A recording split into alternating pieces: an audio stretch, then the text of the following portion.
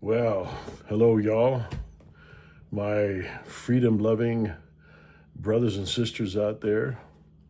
I just gonna make it just a little quick video.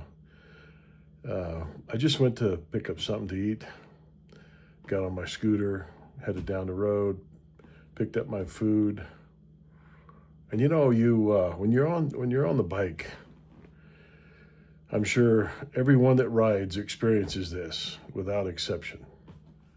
When you're on the bike, you can really think.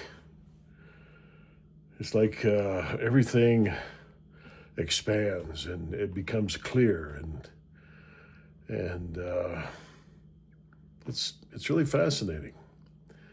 I experience that every time I ride. So anyway, of course I always pack my firearm, and so I come in the house here, my man cave, my little apartment, and took my firearm off of my waist and laid it down. And just as I did that, I I looked at my firearm. I looked at the holster, and it was like an epiphany, I guess. And I thought about when I purchased that Beretta 9mm and the holster that it's in. And I was thinking, oh my gosh, this is 2025.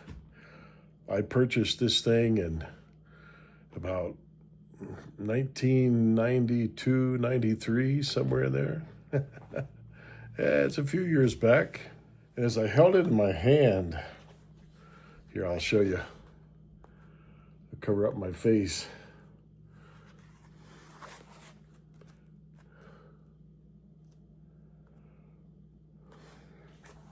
As I held that in my hand, I started thinking about it's 2025. I purchased this in 92 or 93. So that's been 30 years plus. I just fired it the other day. Still fires as well and accurate as the day I bought it. It's the what they used to call the Beretta Detective model. Nylon holster, very simple. And I thought, 30 years plus, I have had this firearm. And of course, what I'm about to say is you can apply it to many things in your life, as well as ourself. But I looked at that and I just kept looking at it. And I thought, this firearm in this holster has traveled through time. It's so simple, it's so obvious. But at that moment, it just, for some reason, it struck me different than before. And of course, we have many items that we hold dear in our life, have held on to, that has traveled through time. Our bodies have traveled through time. Think about that. That's actually, even though it's so simple and such common sense, but it's yet profound. Remember, I philosophize, so I can't excuse that. That's just how I think. But nevertheless, my firearm that I paid a little over $300 for, and like I said, 92, 93, somewhere in that year. Of course, is worth a lot more. I really don't know what it's worth now. And this holster, I think I paid, I don't know, $20. And it's traveled through time. I've traveled through time. I'm 70 years old,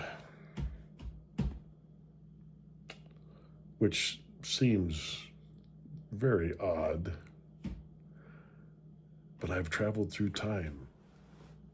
And if you just try to stop and analyze time, the passing of time, how time moves forward,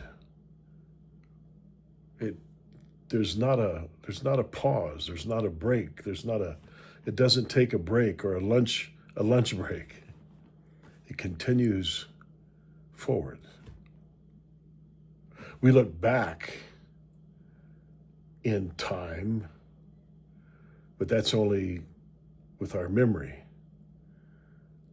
But time keeps moving forward. I'll just throw this in here for free.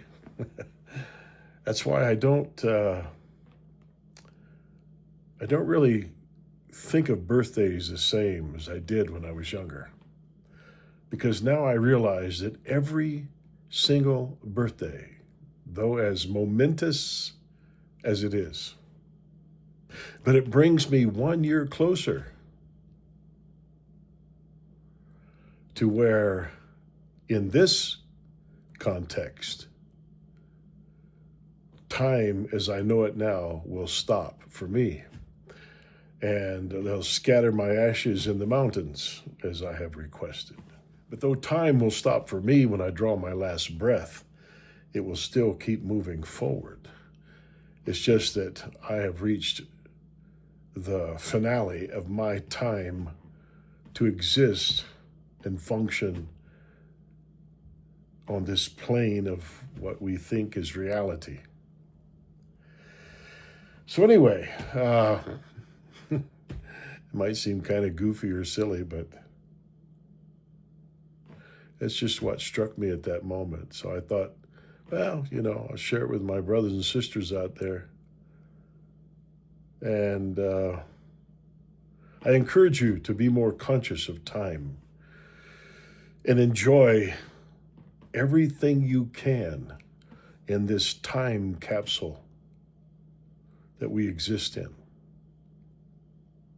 There's no time to live in depression and anxiety and misery and unhappiness every day. There's no time for that. And I know that we all have experienced traumatic things in our life that bring about depression, anxiety, misery, fear, unhappiness. I understand that. I've been there. But as you get older, you realize there's no time for those things anymore. You grab the bull by the horns. You get back in the saddle. And you keep moving forward in time and enjoy the blessings of time.